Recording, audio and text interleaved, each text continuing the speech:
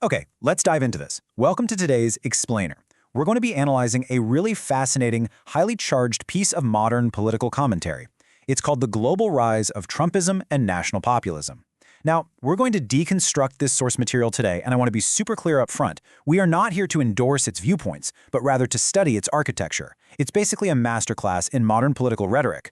By visualizing its core arguments, we can get a much better grip on exactly how this kind of message is constructed and, delivered to a massive global audience. Right off the bat, the source wastes absolutely no time laying out its grand thesis. It opens with this super dramatic framing, literally describing our current era as a civilizational inflection point. The speaker argues that the accumulated weight of elite failure and cultural displacement has basically reached a boiling point, causing the old political order to just crack.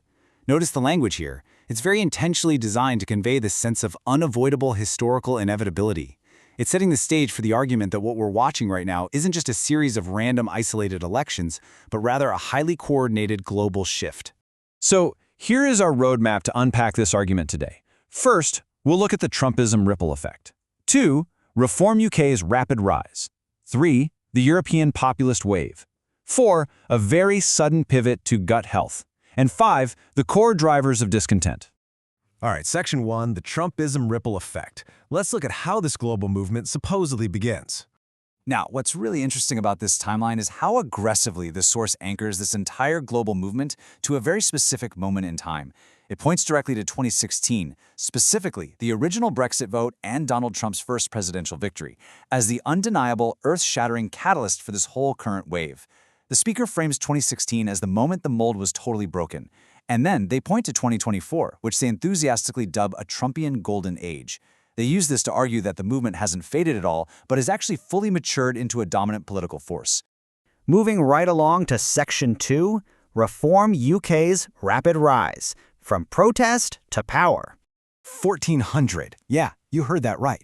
That is the staggering speed of this political disruption we're talking about. Shifting across the Atlantic for its first major international proof of concept, the source notes that Nigel Farage's Reform UK party gained over 1,400 council seats in a single night on May 8th. The author really marvels at this, claiming that literally no political movement in modern British history, not Margaret Thatcher, not Tony Blair, has ever moved this fast. According to the commentary, voters didn't just walk toward this new populist option, they ran toward it, totally fueled by deep public anger and establishment failure. And this brilliantly illustrates the underlying mechanic the source is really trying to highlight here, a massive demographic realignment. The author describes this huge working-class defection from the traditional center-left. Think about the UK's Labour Party, which had dominated certain communities since literally before World War II. Those voters are moving straight to the new populist right. The source draws a direct one-to-one parallel to the United States, pointing out how nearly 200 counties in states like Wisconsin, Iowa, and Michigan basically abandoned decades of Democratic voting to overwhelmingly elect Donald Trump. It's painting this vivid picture of a synchronized, cross-cultural, working-class rebellion. Let's zoom out a bit for Section 3, the European populist wave, a continent-wide shift. Let's move to Europe and see how this builds, because the source definitely doesn't stop at the UK. It scales its argument across the whole continent.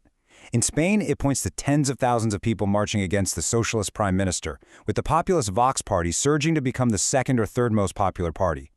Over in Italy, it praises Giorgia Meloni for defying EU threats and building a strong alliance with Trump. Look at Germany. The source highlights that the AfD is polling at #1 despite actual attempts to ban the party outright. And in Hungary, Viktor Orban is basically held up as the ultimate blueprint, boasting 4 consecutive supermajority victories.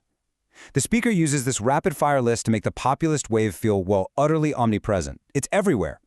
But, the source reserves its absolute most dramatic language for France. It claims that a potential victory for Marine Le Pen's national rally will shake the Western world like nothing since Brexit. Why? Well, because France isn't just any country. It holds an independent nuclear deterrent, it has a permanent UN Security Council veto, the largest conventional military in Europe, and it's a founding pillar of the EU. The source argues that a populist takeover here wouldn't just change local politics, it would completely fundamentally rewrite the power architecture of the Western world. And now for something completely different. Section 4, a pivot to gut health. Yes, a sudden commercial turn. Okay, so right at the absolute peak of this intense geopolitical analysis, the source takes a sudden, sharp turn. I mean, whiplash-inducing. We go from the collapse of the globalist order straight to the side effects of weight loss drugs. Citing a massive jump in U.S. Ozempic lawsuits from 2,000 to nearly 4,000 just this year, the rhetoric remains super aggressive, but now it's aimed at pharmaceutical side effects. The speaker starts warning of stomach paralysis, organ death, and Ozempic face, and all of this is deliberately done to prime the audience for a sponsor pitch. Yep, that intense fear-based framing directly sets up the sponsor, a dietary supplement called Kimchi 1. The speaker seamlessly transitions into a highly specific advertisement for these fermented cabbage capsules, touting 900-plus beneficial probiotics and citing preclinical studies that show body fat reductions of up to 31.8%. It's honestly a fascinating, kind of wild look at the monetization of independent political media today. You have this intense civilization-level alarmism sitting right next to a promo code for digestive aids. All right, let's bring it back. Section 5. 3 drivers of discontent. Let's look at the underlying pattern.